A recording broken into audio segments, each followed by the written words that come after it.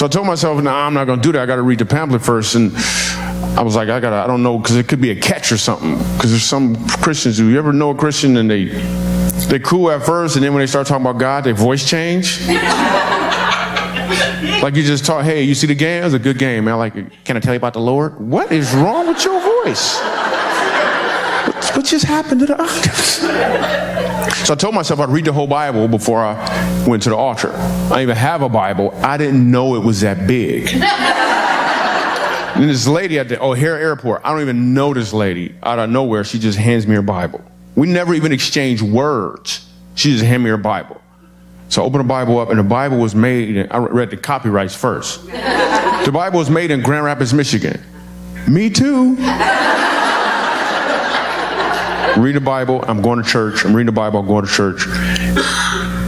And now I'm I'm digging in. I don't understand, but I'm reading the Bible. At this point in New York, all I'm doing the whole time I'm in New York City is hitting the comedy clubs, reading the Bible, and sleeping. Like, that literally is all I'm doing. I'm putting in like 14 hours a day, because now I really want to get my life over to Jesus, but I told myself I'd read the Bible first. You don't have to do that. I just wanted to stick to what I said. So I'm digging into it, 14 hours a day. It's like 9 pages a day. I was digging in. I was like... I get to the part of Matthew where it said Jesus died for me. I did not know that Jesus died for me until I was 27 years old. Literally, I didn't know. I'd been to church, people yelling, screaming. I saw the little crucifix thing. Same thing was on a rapper's neck. I don't know what that's supposed to mean. I didn't know until I read it right there in Matthew that Jesus died for me. I didn't know. Then I turned to Mark, and he died again. I'm like, what is going on? Why they keep killing him? I don't understand what's going on. Get to Revelations, I was like, reading the Bible is like paying bills. You gotta pay attention to the red ink. Like, you better pay attention to something gonna get cut off or something gonna happen. So I finished reading the Bible, and I go to church, and I run up to the altar like during the announcements. I was like, yeah, I know you got a picnic on Saturday, but is Jesus here right now? Because I'm ready. So I give my life over to God, and now I understand some stuff. Like, I understand. Before, I just thought I was funny, but now I understand I'm funny for a reason. Like, there's purpose behind me having a sense of humor, and God has a purpose for it. Just like he has a purpose for you. He even has a purpose for the things that you've been through, even though he didn't cause them, but he's using them. You've been practicing.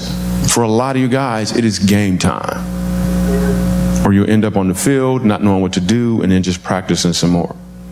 So now I'm in that club, and I leave New York because it's extremely expensive, and I move to Los Angeles.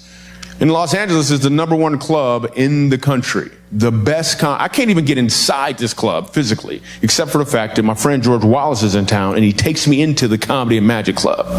Now, he can't get me on stage. He can only get me inside the club.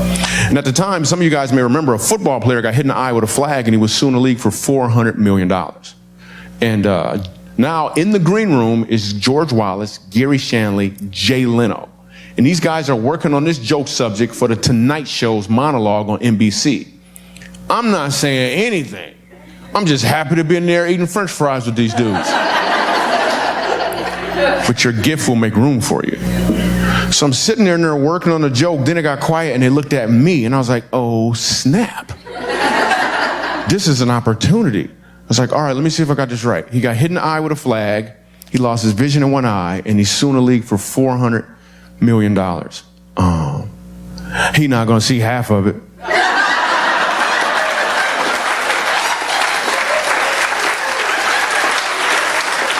Like, for real. Here's the thing. How did I get that joke that fast under that much pressure? The truth is, it wasn't as much pressure as you might think, because I'd been practicing since I was a child in the form of a kid who had a hard time reading. I've been practicing just like you've been practicing. You probably didn't know you were practicing, though. I'm here to let you know you've been practicing, and it's game time. But you have to be able to hear the coach's voice. So now I'm in the club. Like, I'm in the club, and probably 5 years ago, right before I got on stage, I was headlining there. God gave me a change in mindset about comedy. Normally, when a comedian gets on stage, he wants to get laughs from people. That's what I was all about. And then God said to me simply, no, what I want you to do is go up there and give them an opportunity to laugh. Romans 12:2, be not conformed to the ways that... You're going to look it up.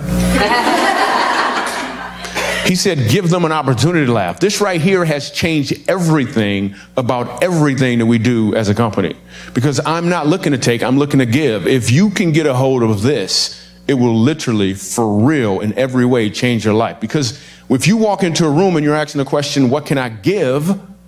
You're just in a better place. You are more like Jesus under those circumstances. And if you haven't made that decision to ask that question, by default, you were saying, what can I get? So when you make the choice, it literally changes everything.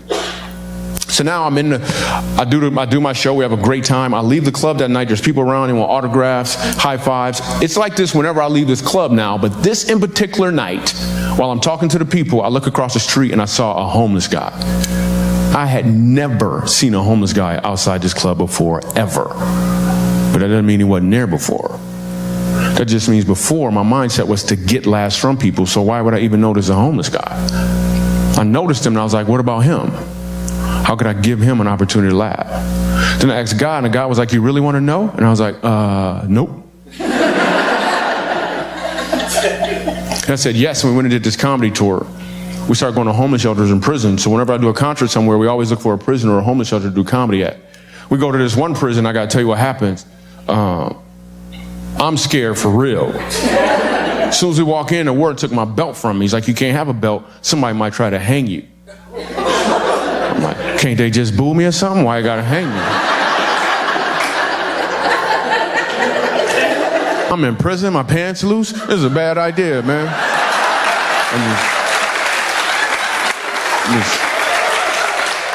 I got 7 different ways to look at this, man.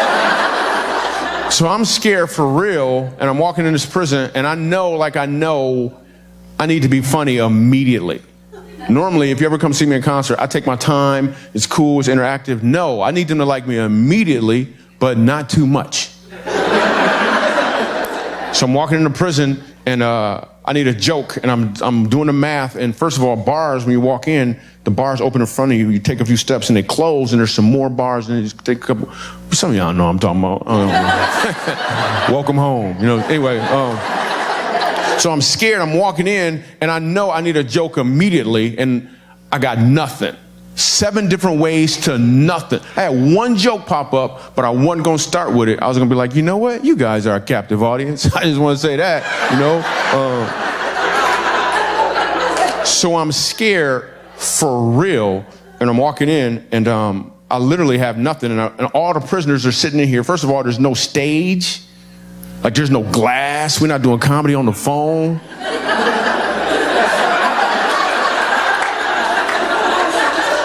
These cats are right here expecting funny, and I got nothing. 7 different ways to nothing. And I remember walking in, and all of them got on pink jumpsuits. So what? I ain't saying nothing about them jumpsuits. And they're all sitting there, and I figure I got 2 steps left before I got to bring the funny, before instinctively they know that I got nothing, and I don't know what's going to happen, because there's no guards in there with me. The guards left me at the last gate, and they gave me a little black box, and they put it on my pants, and they said, if anything happens, pull the pin.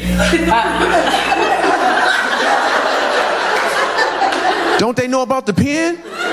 It's probably one dude, his job is to hold the pin. So I take my first step. I still got nothing. I lift this foot up, still got nothing. I settle this foot, and for real, Life Church, listen, sitting right up front is a white dude with a white beard named Moses. I was like, thanks, Lord.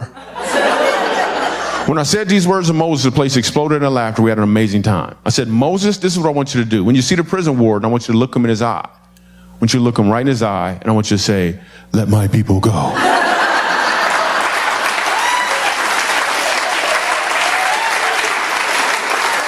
Like, for real.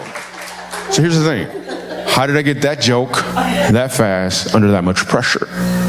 It wasn't that much pressure because I've been practicing just like you have been practicing. Before I bounce, I'd like to explain to you how life works. At least from a comedian's perspective. First there's a setup, and then there's a punchline. The setup is your talents, your resources, and your opportunities. And most of the time, we use our setup to ensure that our audience or the people around us are moving in a direction that serves us. Which means the punchline occurs when you change that direction in a way they weren't expecting. You actually use your setup for other people. The results are the same, yet multiplied. Revelation, fulfillment, and joy. But it's not just for the one receiving your punchline. It's also for you who get to deliver the punchline as well. People ask me all the time, Michael, what was your big break? Our next guest has performed on Comedy Central's Premium Blend. He made his first appearance on The Tonight Show from the Montreal Comedy Festival. You've seen him on The Tonight Show with Jay Leno. That wasn't the big break. The big break was at a club. And right before I got on stage, I had a change in mindset about comedy. Normally when a comedian gets on stage, he wants to get laughs from people. And I felt a little shift take place where I felt like I was to go up there and give them an opportunity to laugh. Now I'm not looking to take, I'm looking for an opportunity to give. This changed everything. My name is MichaelJr. I'm gonna do some jokes. And ultrasounds come in color now, which is ridiculous. I know it's a black baby.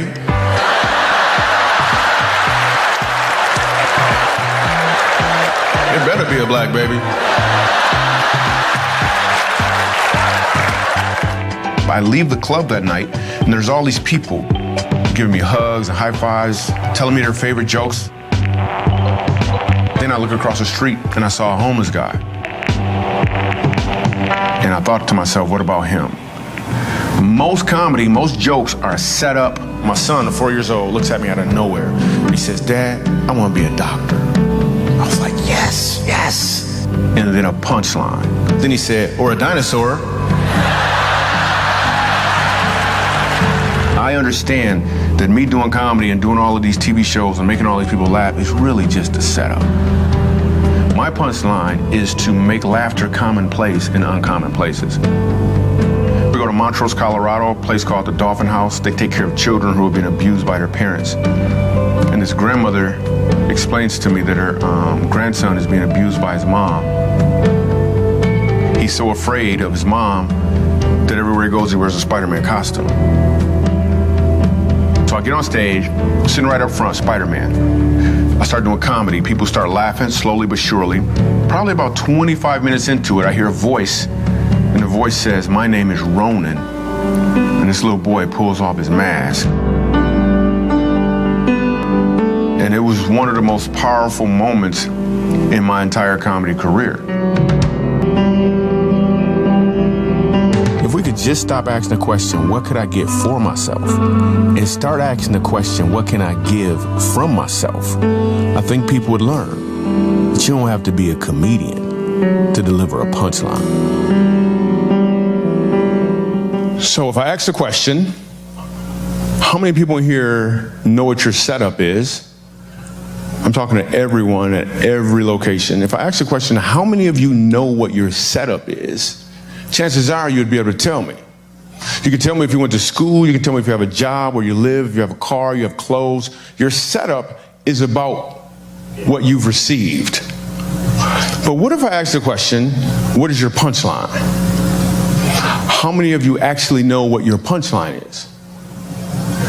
And to live life only knowing the setup and not the punchline is an extremely uncomfortable place to live. Let me give you an example. How many people are still thinking about the story of me and Pastor Craig at the restaurant?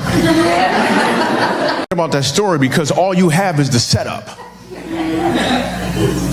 And that's a story you just heard. But what you've decided to do is just push it in the back, continue on about life. We've laughed, you heard some stories, everything's fine, but you still don't have the rest of the story. The punchline is still missing, and that's a story you just learned right now. You've been living your story your entire life. And if you only have the setup and don't know what the punchline is, you need to know your punchline. And the one who knows your punchline happens to also be the owner of the greatest setup punchline story ever. Let's think about Jesus for a moment. He was the king. My bad. He was the king of kings. And when you're the king of kings, the mindset of the entire audience is you serve the king of kings. That is the direction everyone goes. But what did he do? He said no. He changed the direction. He said, instead of you serving me, I'm going to serve you. I'm going to climb up on this cross and I'm going to die for your sins. The greatest setup punchline story ever. And he also knows your story. He knows your setup. And please catch this. When I was a kid, I had a hard time reading. He knows your setbacks, which are just part of your setup. So you can deliver the punchline you're called to deliver. And the further back you've been set like a slingshot, the further you're going to reach. But you first have to clearly just say to him, please tell me, what is my punchline? Why am I here? I appreciate you. I love you. I'm Michael Jr.